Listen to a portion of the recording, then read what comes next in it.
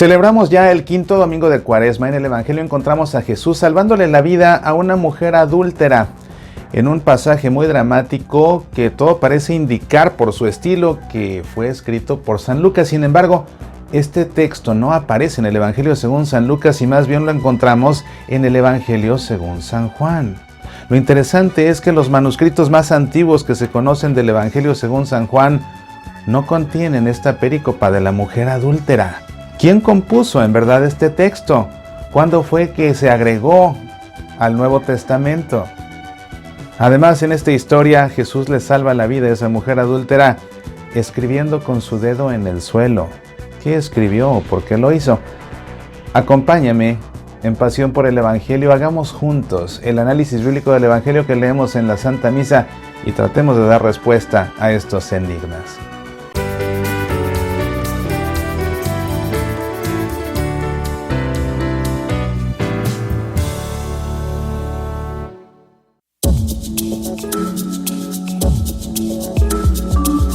Si no lo has hecho, en verdad te invito a que adquieras una copia de mi libro más nuevo, Escucha, Jesús habla desde la cruz, un libro que me dicen sus lectores que resulta verdaderamente conmovedor, un verdadero encuentro con Jesús mientras muere en la cruz dando su vida por nosotros. Está disponible en edición impresa, también en edición digital para Kindle, lo consigues en Amazon o a través de nuestro sitio semillasparalavida.org. Es el quinto domingo de Cuaresma en este ciclo litúrgico en el que nos enfocamos principalmente en la lectura del Evangelio según San Lucas, aunque en esta ocasión leemos el Evangelio según San Juan, o estaremos leyendo el Evangelio según San Lucas. Se trata de la perícopa de la mujer adúltera.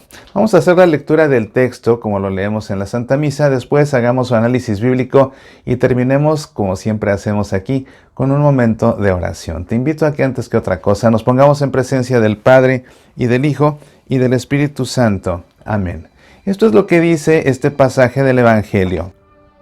Jesús fue al Monte de los Olivos. Al amanecer volvió al templo y todo el pueblo acudía a él. Entonces se sentó y comenzó a enseñarles. Los escribas y los fariseos le trajeron a una mujer que había sido sorprendida en adulterio. Y poniéndola en medio de todos, dijeron a Jesús: Maestro, esta mujer ha sido sorprendida en flagrante adulterio. Moisés en la ley nos ordenó apedrear a esta clase de mujeres. ¿Y tú qué dices? Decían esto para ponerlo a prueba, a fin de poder acusarlo. Pero Jesús, inclinándose, comenzó a escribir en el suelo con el dedo. Como insistían, se enderezó y les dijo: aquel de ustedes que no tenga pecado, que arroje la primera piedra. E inclinándose nuevamente, siguió escribiendo en el suelo. Al oír estas palabras, todos se retiraron, uno tras otro, comenzando por los más ancianos. Jesús quedó solo con la mujer, que permanecía allí, e incorporándose le preguntó: Mujer, ¿dónde están tus acusadores? ¿Nadie te ha condenado? Ella le respondió: Nadie, Señor. Yo tampoco te condeno, le dijo Jesús. Vete, no peques más en adelante. Conoces muy bien este texto y creo que nos da la ocasión de desmitificar ciertas cosas que resulta importante. Por ejemplo, esta mujer que aparece aquí no es María Magdalena.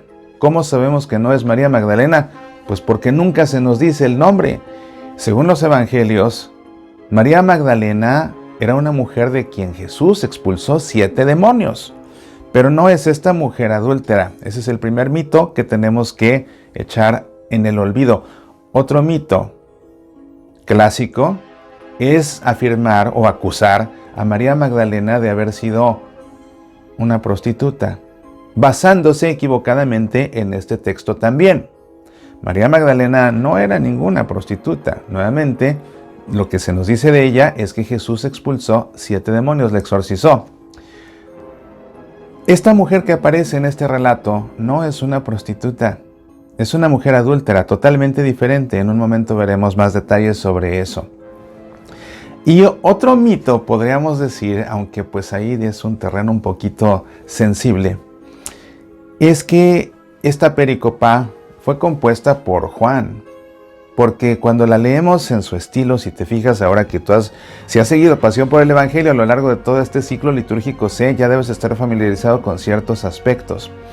Por ejemplo, recuerda que los pasajes más dramáticos los encontramos en el Evangelio según San Lucas. Este pasaje es por demás dramático, Están a punto de matar a una mujer a pedradas y ponen en Jesús toda la presión para que Él decida si la matan o no. Y finalmente Jesús les salva la vida. Un pasaje tan dramático como a Lucas le gusta escribir sus pasajes. Pero además hay una pista al principio muy interesante cuando dice que Jesús fue al Monte de los Olivos. Porque el único evangelista que se refiere al Monte de los Olivos es precisamente Lucas. Los otros evangelistas hablarán de Getsemaní, sobre todo refiriéndose al huerto en el que Jesús oró. Pero Lucas habla del Monte de los Olivos. ¿Y cómo comienza este texto? Diciendo que Jesús fue al Monte de los Olivos. Y sin embargo, aunque es un texto altamente probable lucano por sus características, lo encontramos en el Evangelio según San Juan, no en el Evangelio según San Lucas.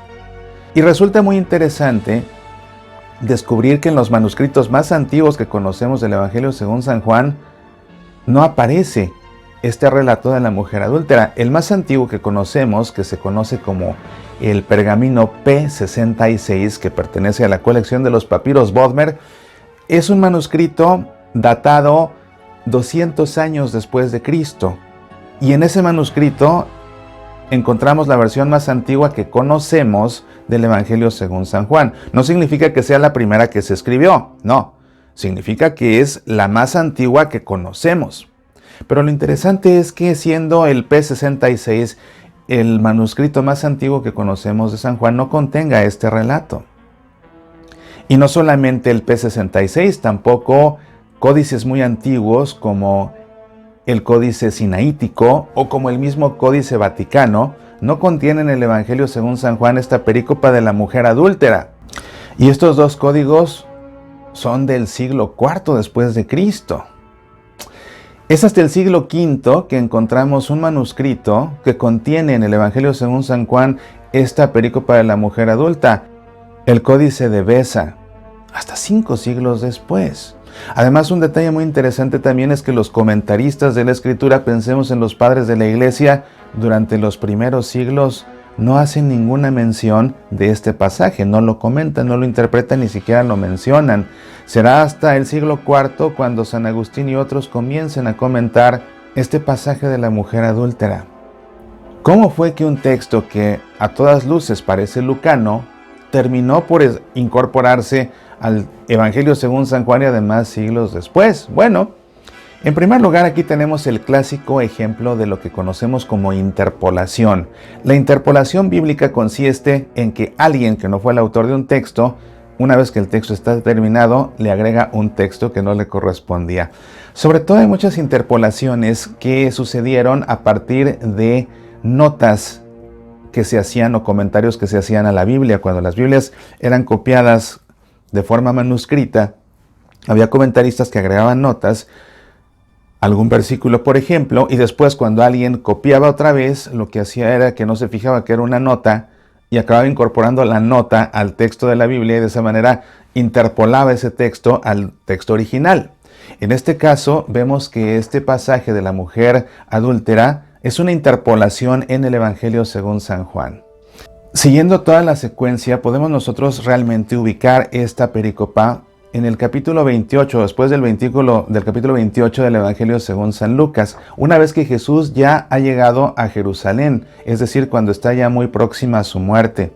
Dado que Jesús se encuentra en el Monte de los Olivos, podría ubicarse ahí.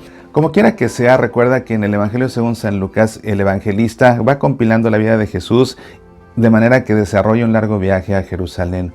Pero por esa ubicación en Jerusalén es que podríamos encontrar, y de hecho fíjate que existe también documentos muy antiguos del Evangelio según San Lucas que sí contienen esta perícopa, así como la conocemos hoy.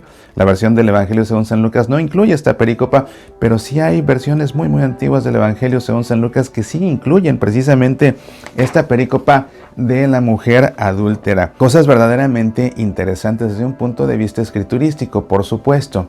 ¿A qué se debe que este texto haya quedado flotando en el aire hasta que alguien lo incorporó? Bueno, es que toca un tema que era muy sensible, muy delicado para las comunidades de los primeros cristianos, que todavía venían con el arraigo de muchas tradiciones judías en las que realmente el adulterio ameritaba una lapidación según ellos, y cuando ven que Jesús, algo tan serio para ellos que era el adulterio, cuando ellos ven que Jesús perdona a una mujer adúltera, como que era un texto que para las comunidades cristianas las confrontaba con esas costumbres que tenían. Entonces, de alguna forma este texto se quedó como que por separado hasta que finalmente terminó incorporándose.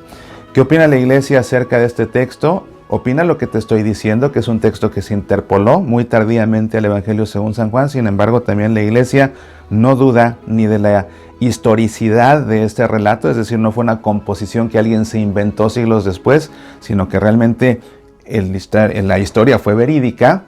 Y también la iglesia considera que es un texto canónico, por eso amerita estar en la escritura y es considerado en consecuencia revelación, palabra de Dios. Eso es muy importante. Pero es interesante darnos cuenta de cómo un texto pasó de un evangelio a otro y además siglos después. El tipo de detalles que me gusta mucho compartir precisamente en Pasión por el Evangelio, para que conozcas más allá de lo que sueles aprender en una clase de Biblia común y corriente. Vamos a proceder pues a hacer el análisis de esta pericopa. El contexto pues resulta complicado porque tal cual aparece en el Evangelio según San Juan, ¿verdad? Que es donde nos lo encontramos, aparece en la gran sección del Evangelio según San Juan, que habla acerca de la fiesta de los tabernáculos, del Sukkot. Es que fíjate, me estoy dando cuenta aquí de algo muy interesante, porque sabes que la perícopa en sí no menciona la fiesta de los tabernáculos. Si se ubica al final del Evangelio según San Lucas, ya cuando Jesús está en Jerusalén, eso debió suceder cerca de la Pascua.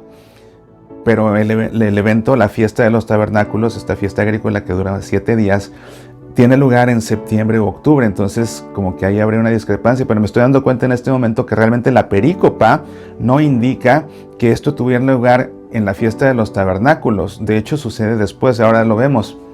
De modo que la perícope en sí, pues sí, bien pudo realmente pertenecer al Evangelio según San Lucas, sin contradicción alguna en cuanto a la datación, simplemente con la referencia al Monte de los Olivos.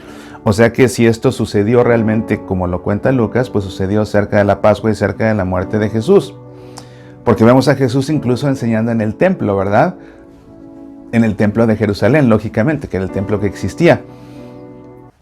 Pero ahora, ubicando esta perícopa en el Evangelio según San Juan, esto sucede en la gran sección del Evangelio según San Juan que habla acerca de la fiesta de los tabernáculos. Esta fiesta de los tabernáculos, o Sukkot como se conoce, Sukkot viene de la palabra hebrea sukkah, que significa tabernáculo precisamente, hacía que las familias fueran a Jerusalén, acamparan a las afueras de Jerusalén en tabernáculos. Había los primeros 2 días de estos 7 eran parecidos al Shabbat en el sentido de que había reposo total.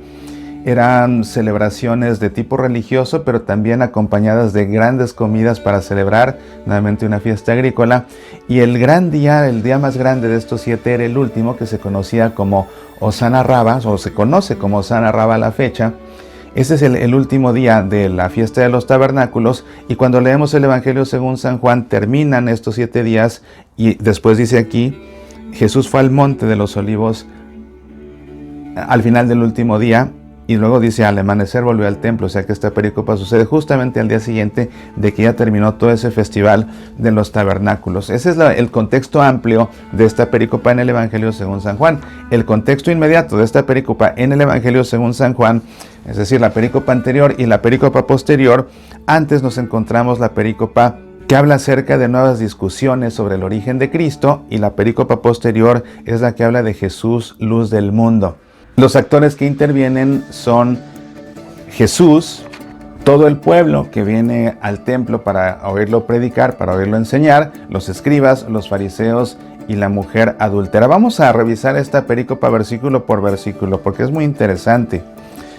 Jesús fue al Monte de los Olivos, bueno, ya te dije un término lucano, ¿verdad? El Monte de los Olivos, al amanecer, y realmente el Evangelio se refiere a la madrugada, Al amanecer volvió al templo y todo el pueblo acudía a él. Entonces se sentó y comenzó a enseñarles. ¿Por qué se sienta para enseñar? Como símbolo, como gesto de autoridad. Jesús está enseñando con gran autoridad, por eso se sienta. Los escribas y los fariseos le trajeron a una mujer que había sido sorprendida en adulterio. No dice que era una prostituta, dice que era una mujer que había cometido adulterio.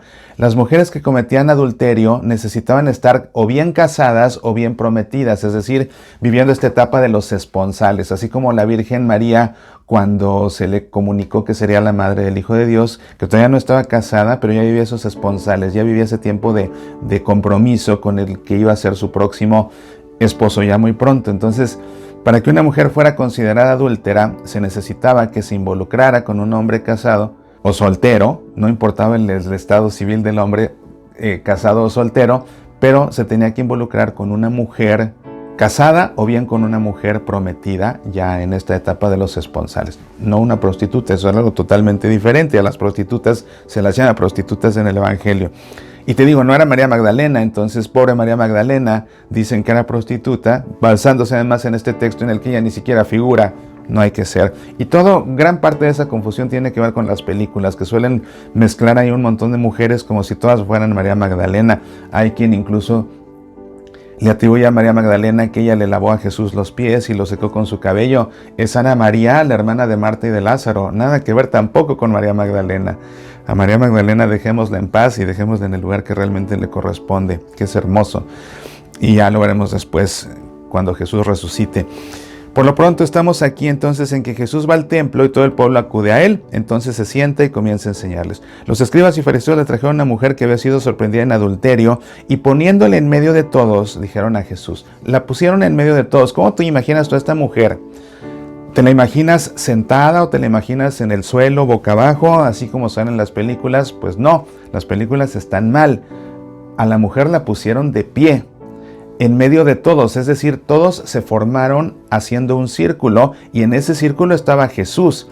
Y lo que hicieron fue que pusieron a la mujer en el centro de pie. Incluso el Evangelio claramente en el original en griego no dice que estaba sentada ni postrada. Dice el Evangelio en griego que se encontraba stisantes autin, es decir, de pie.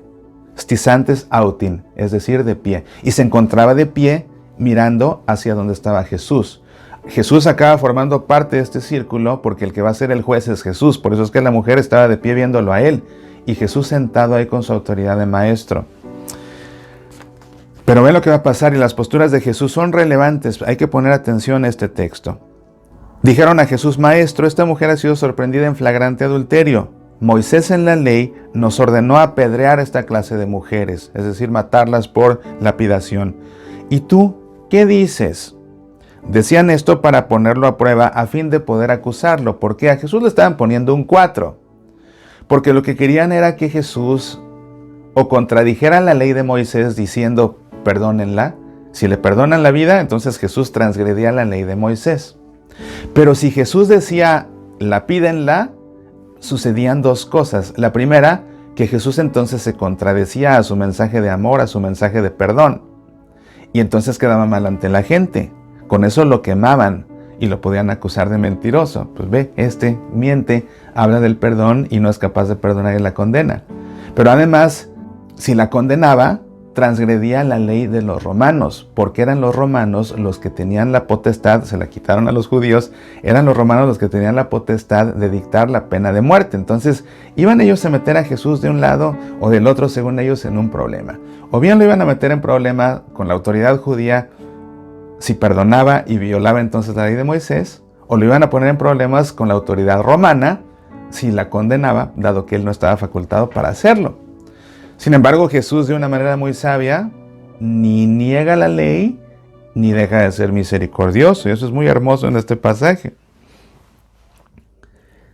Pero Jesús inclinándose, date cuenta, se inclina a Jesús, y no es ocioso porque se inclina 2 veces en este texto. Pero Jesús inclinándose comenzó a escribir en el suelo con el dedo. ¿Qué escribía Jesús? La realidad es que no sabemos. Nadie vio que escribió, no está registrado, no sabemos qué escribió. Algunas personas dicen que escribió los pecados de los que acusaban a la mujer y por eso es que cuando vieron lo que estaba escribiendo, pues ya mejor así como que en silencio se salieron del lugar. Pero ahora, esto sucedía en el templo, ¿te das cuenta? Estaba Jesús en el templo, no en una plaza, en la calle como salen las películas. Yo no sé los que hacen las películas, ¿por qué no leen el Evangelio? Pero pon atención, ahora volvemos a ver lo de Jesús escribiendo con el dedo. Como insistían, se enderezó. Jesús primero se inclinó, ahora se endereza. Y se va a enderezar 2 veces. Se endereza y les dijo: aquel de ustedes que no tenga pecado, que arroje la primera piedra. La respuesta de Jesús ni va en contra de la ley de los judíos, ni va en contra de la ley de los romanos, ni contradice la ley de Moisés, ni contradice su enseñanza del amor. Jesús lo que está haciendo es apelar al tribunal de la conciencia de cada uno. Ustedes digan, es más, ni digan, simplemente piensen, y el que esté libre de pecado, que le arroje la primera piedra. ¿Por qué dice Jesús la primera piedra? ¿Por qué no dice Jesús tírele una piedra y ya, o todos los que no tengan pecado, tírenle piedras? ¿Por qué Jesús especifica que le tire la primera piedra?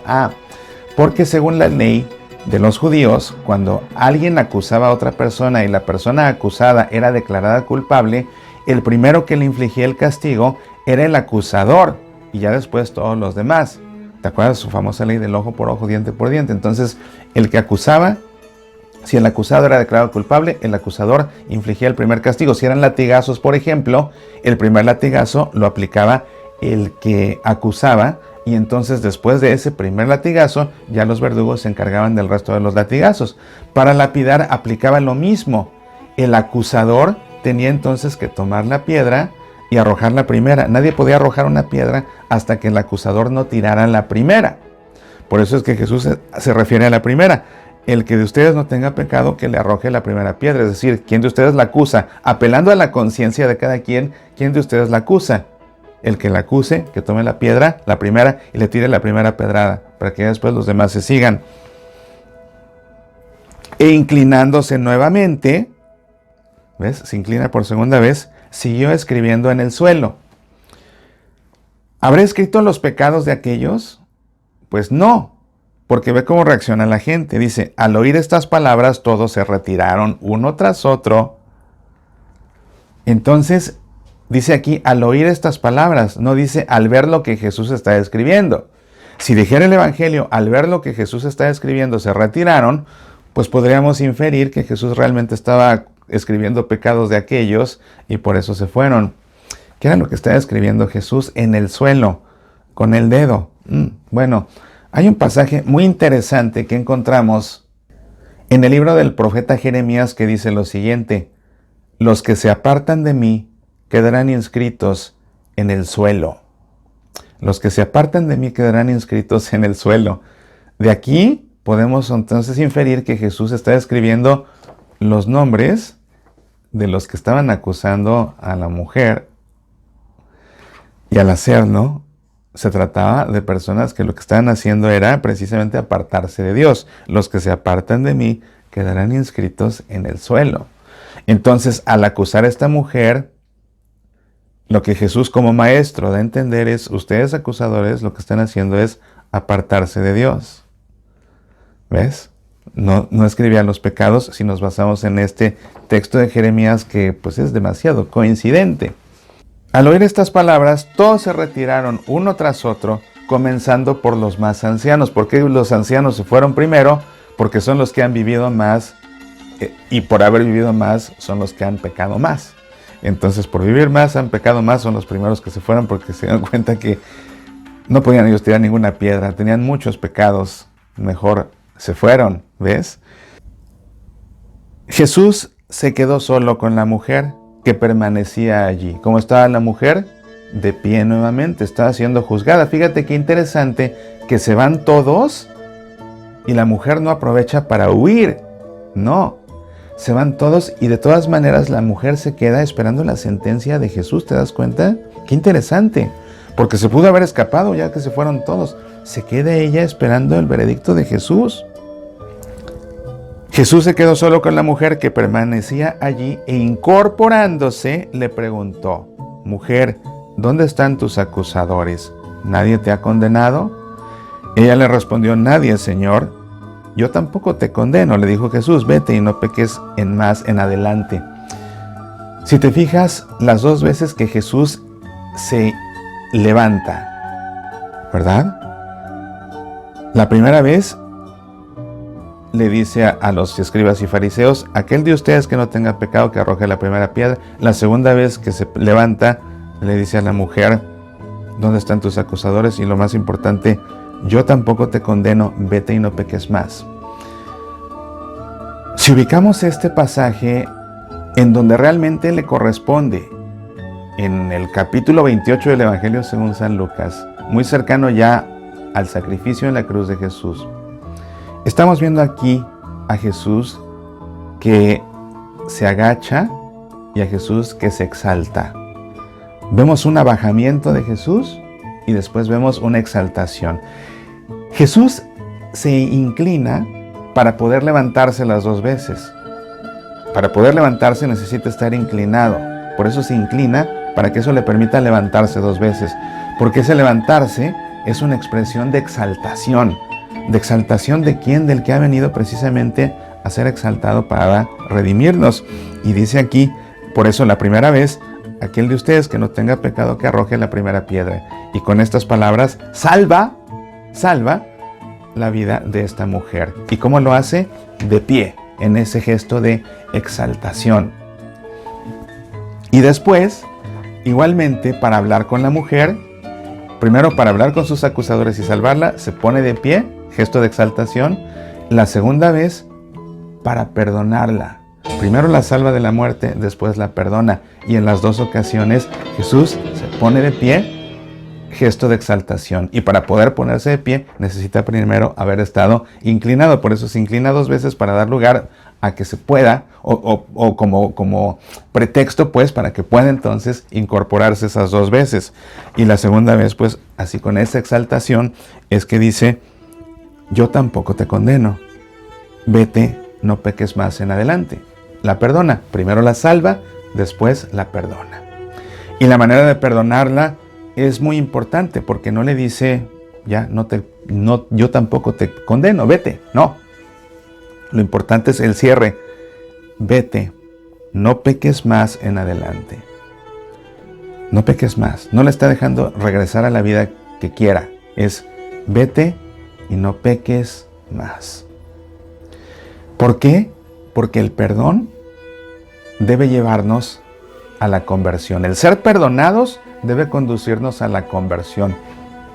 Cuando nos vamos a confesar, por cierto, ya lo hiciste, es tiempo de Cuaresma, es tiempo para ir a confesarnos. Por eso es la Cuaresma, entre otras cosas. Hacemos un propósito de enmienda, es decir, prometemos ya no volver a pecar. Si no lo hacemos, la absolución no es válida. Tenemos que hacer ese propósito de ya no pecar. ¿Por qué? Porque vamos a ser perdonados, y ese ser perdonados debe conducirnos a la conversión. ¿A la conversión de qué? De dejar de ser como éramos, de dejar de atrás ese pecado que cometimos que nos llevó a confesarnos. Y aquí lo vemos claramente con Jesús. Vete, pero no peques más. Ya no peques más. Que este perdón que te estoy otorgando sea para ti ocasión de conversión. Vete y no peques más. Pues ese es el texto que leemos en el Evangelio. Es un pasaje fascinante y ya hemos revelado aquí varios secretos que a lo mejor tú tenías malentendidos como tantas personas, o que a lo mejor ni sabías. Como que es un texto interpolado muy tardíamente al Evangelio según San Juan, y que más bien lo más probable es que el que lo compuso fue Lucas. Interesante, ¿no te parece? Bueno, si te gusta este tipo de estudios y de análisis bíblicos, también a que en este tiempo, un tema muy propicio, leas este otro libro que se ha convertido en el favorito de muchos de mis lectores, Judas, traidor o instrumento de Dios, un análisis bíblico sobre el papel de Judas en el Evangelio para dar respuesta a esta pregunta. ¿Actuó por cuenta propia para traicionar a Jesús, por tanto es un traidor? ¿O Dios lo envió con la misión de traicionarlo para que pudiera Jesús morir en una cruz? Entonces sería un instrumento de Dios. No es cuestión de opiniones, solamente hay una respuesta válida, y para llegar a ella, un minucioso análisis bíblico del papel de Judas y también de referencias a él que existen en el Antiguo Testamento nos ayudan a comprender ¿Quién fue Judas en verdad? Un libro favorito de las personas, igual disponible en edición impresa, en edición digital para Kindle, disponible en Amazon o en nuestro sitio semillasparalavida.org. Ahí también lo puedes pedir. Bueno, pues yo te invito a que todo lo que hemos aprendido y reflexionado, ahora lo guardemos en nuestro corazón y nos dirijamos al Señor en este momento de oración. Así pues, por un momento cierra tus ojos, pon tu mano sobre tu corazón y en tu interior haz eco a estas palabras. ¿Dónde están los que me acusan, Señor? Aquellos que me juzgan, me señalan, me condenan, me desprecian. ¿Dónde están los que me acusan, Señor? Aquellos a quienes no logro complacer, aquellos que no valoran mi esfuerzo, aquellos que desprecian mis talentos. ¿Dónde están los que me acusan, Señor? Aquellos que se burlan de mi fe y me ven menos por ser muy religioso, pero me critican por no ser santo. ¿Dónde están los que me acusan, Señor? Aquellos que sostienen piedras en sus manos y esperan un tropiezo mío para lapidarme al instante y sin piedad. Son mis fallas abundantes, mis tropiezos incontables, mis pecados demasiados, pero tú me entiendes y proteges. Escribiendo con tu dedo sobre el suelo, alejas a mis acusadores y me pones a salvo. No me juzgas ni condenas, me perdonas y me alientas, pero me recuerdas que no debo pecar más. Gracias, Señor, por comprenderme. Gracias, Señor, por protegerme. Gracias, Señor, por perdonarme. Dame tu gracia para no pecar más. Amén. En el nombre del Padre, y del Hijo, y del Espíritu Santo. Amén. Muchas gracias por acompañarme en este ejercicio de exégesis bíblica tan fascinante. Avisos que son muy importantes, hora de avisos parroquiales, así que pon atención. El primero, recuerda que este domingo 5 de Cuaresma, estoy conduciendo los ejercicios cuaresmales en la parroquia de María Reina de la Paz en Sammamish. Si vives en Seattle, por favor, pon atención y acompáñame. Yo había prometido, había asegurado, garantizado, es más, yo dije, te lo firmo, que si vienes a estas conferencias vas a aprender más de la Semana Santa que nunca. Y las personas que fueron a la primera sesión el domingo anterior no me dejarán mentir, así sucedió. Acompáñanos, quedan 2 sesiones, en verdad aprenderás más que nunca, te lo prometo, te lo firmo, más que nunca acerca de la Semana Santa. Otro aviso importante, este miércoles, como todos los miércoles, nuestro ejercicio cuaresmal a través de YouTube en vivo en punto de las 9 de la noche, tiempo del centro. Si te has perdido las emisiones anteriores, los ejercicios anteriores, visita el sitio semillasparalavida.org, /cuaresma, ahí puedes ver todos, aunque la gente que se conecte en vivo para hacer los ejercicios cada miércoles realmente sale muy satisfecha. Y el último aviso también, ya te recomendé 2 libros, pero es que es tiempo de Cuaresma, hay que crecer en nuestra fe. Y por esa razón te recomiendo por último este otro libro, Sucedió en Jerusalén, para que vivas la pasión de Jesús lo más cerca que se pueda de Él, para que te metas a esas escenas, para que te sientas ahí dentro cuando lo están juzgando en la casa del sumo sacerdote, desde antes cuando está rezando y sudando sangre en el huerto de los olivos, cuando es flagelado, muere en la cruz. Un libro fascinante, Sucedió en Jerusalén, que además lo encuentras en 2 ediciones, edición normal y edición en letra grande, excelente para que se lo regales a una persona que le cuesta trabajo leer, o si a ti te cuesta trabajo leer, pídelo en su edición en letra grande, también disponible en Kindle, a través de Amazon o a través del sitio semillasparalavida.org. Pues bien, con esto me despido deseándote que esta semana de Cuaresma sea para ti ocasión de acercamiento a Dios, ocasión de conversión. Nos vemos la próxima semana para seguir analizando el Evangelio. Ya será Domingo de Ramos, increíble, Domingo de Ramos. Entre semana seguimos conversando a través de mi programa de radio Semillas para la Vida. Nos vemos aquí la próxima. Apasionate por nuestra fe.